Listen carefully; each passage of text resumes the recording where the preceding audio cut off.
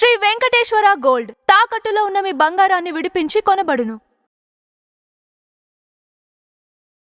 నమస్తే సార్. నమస్తే సార్, ఇది పిఠాపురంలో డిప్యూటీ సీఎం పవన్ కళ్యాణ్ గారి నియోజకవర్గంలో ఆయన నియోజకవర్గం నుంచి గోవులని ఒక డీసీఎంలో గోవులని ట్రాన్స్పోర్ట్ చేశారు. దాని మీద అరటి ఆకులు వేసి ఈ అరటిని ట్రాన్స్పోర్ట్ చేస్తున్నామనే విధానంగా తీసుకొని వచ్చారు.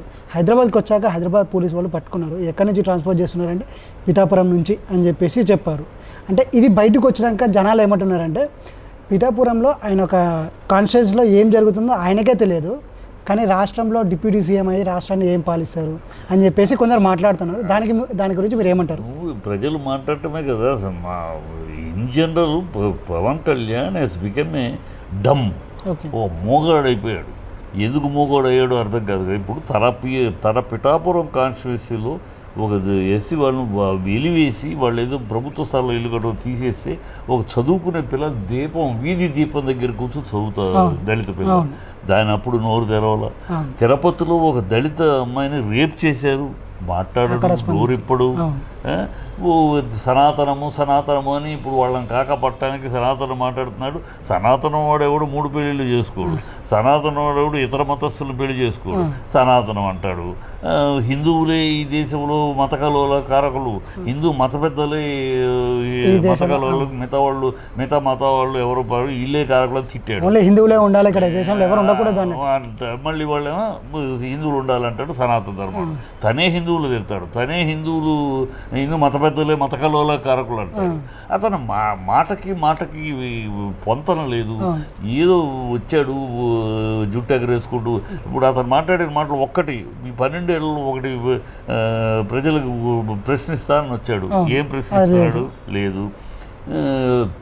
అంటే వైజాగ్ స్టీల్ ప్లాంట్కి తరలి నా ప్రాణం అడ్డేస్తానన్నాడు. ఎక్కడ వైజాగ్ స్టీల్ ప్లాంట్ వెళ్ళిపోతుంది. 4 ఫర్నేసులు 3 ఫర్నేసులు క్లోజ్ చేశారు. ఇంకా ఒకటే ఉంది. మిగతా ఉద్యోగాలని బలవంతం రిజిగ్నేషన్ చేయిస్తున్నారు. వాళ్ళు యూనియన్ మినిస్టరే the process is on, privatisation process is on అని వాడు చెప్తాడు. నోరిప్పుడే స్పెషల్ స్టేటస్ రాలేదు. పాచిపోయిన లడ్డూలు ఇచ్చారు.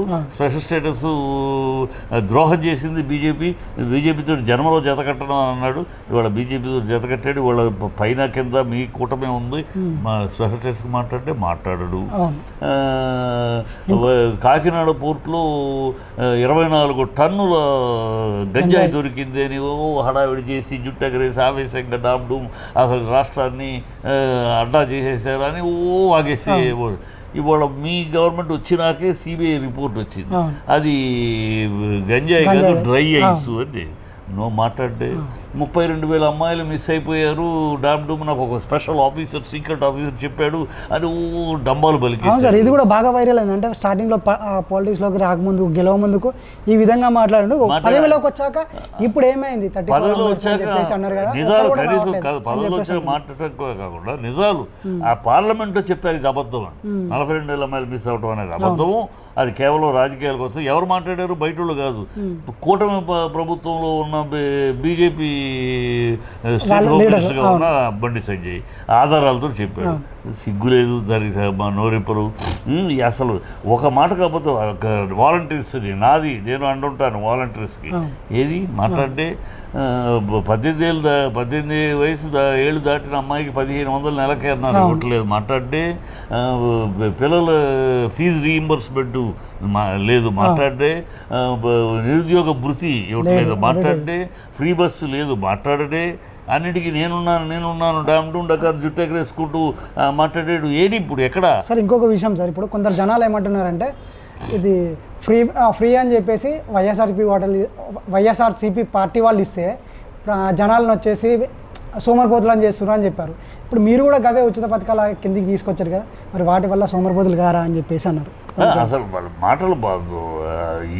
ఇది శ్రీలంక అయిపోద్దని ఇప్పుడేమవుద్ది, నేను సంపద సృష్టిస్తాను ఒక ఆయన అంటాడు. ఆయనేమో 130 కోట్లు అప్పు చేశాడు 10 నెలల్లో.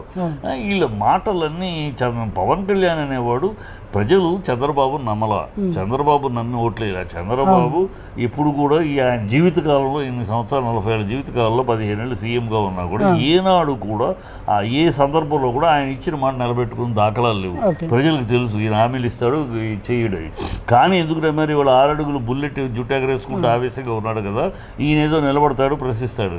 ఈయన అతని కంటే కరుడు ఆచరణ మళ్ళా అన్నట్టు చంద్రబాబు కంటే కరుడు మోసగాడు, చంద్రబాబు కంటే మోసగాడు, చంద్రబాబు కంటే నిలకడలేని మనిషి మాట అంటాడు, మాట వదిలేస్తాడు. ఇంత దౌర్భాగ్యంగా పవన్ కళ్యాణ్ అనేవాడు. మా లాంటి వాళ్ళందరూ పవన్ కళ్యాణ్ వచ్చినప్పుడు నా వీడియోలు కూడా చూసాం, ఎంతో ఆశ చెప్పాం, ఎదురు చూసాం, మంచి రాజకీయం వస్తుంది, ఆంధ్ర రాష్ట్రం రూపురేఖలు మారిపోతాయి, చంద్రబాబు కాంగ్రెస్ వల్ల ఆంధ్ర రాష్ట్ర రాజకీయాలు దౌర్భాగ్య అక్కడ కొత్త రూపు వస్తుంది, కొత్త ఒరవడి వస్తుంది అని ఇవన్నీ మేము గొప్పగా ఎక్స్పెక్ట్ చేసి చెప్పాం. ఇవాళ మొత్తం నిరాశ నిస్పృహ అయిపోయింది. చంద్రబాబు కన్నా డబుల్ స్టార్ యూటర్న్లు, మాట మార్పులు, ఒక మాట అంటే ఆ మాటకు నిలబడలేదు. ఒక నాయకుడు అయితను ప్రజానాయకుడు అనేవాడు ఎలా ఉంటాడు? ప్రజల తరపున మాట్లాడతాడు. ప్రజల తరపున ఎక్కడ మాట్లాడుతున్నావు? చంద్రబాబు తరపున మాట్లాడుతున్నావు.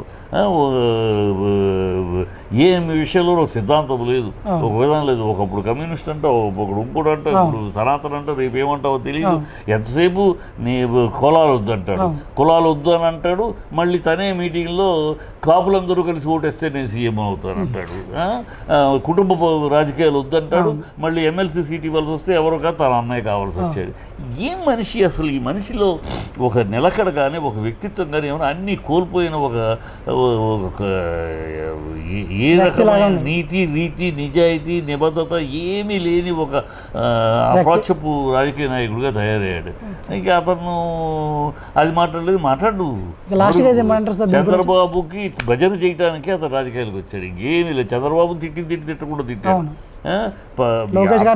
లోకేష్ని తిట్టాడు. అందరినీ ఎవరు తిట్టాలి? ఇప్పుడు అవసరానికి తను అసెంబ్లీలో అడుగు పెట్టాలి కనుక అన్నిటికీ తల్లిని తిట్టారు, మిమ్మల్ని మర్చిపోను, నా పౌరుషం చూపిస్తాను అన్నవాడు. ఆ పౌరుషం ఎక్కడ తెచ్చింది? తల్లిని తిట్టిన వాళ్ళతోటి ఎవడైనా జీవితంలో తల్లిని తిట్టిన వాళ్ళని తోటి చేతులు కలుపుతారా ఈనాటికైనా?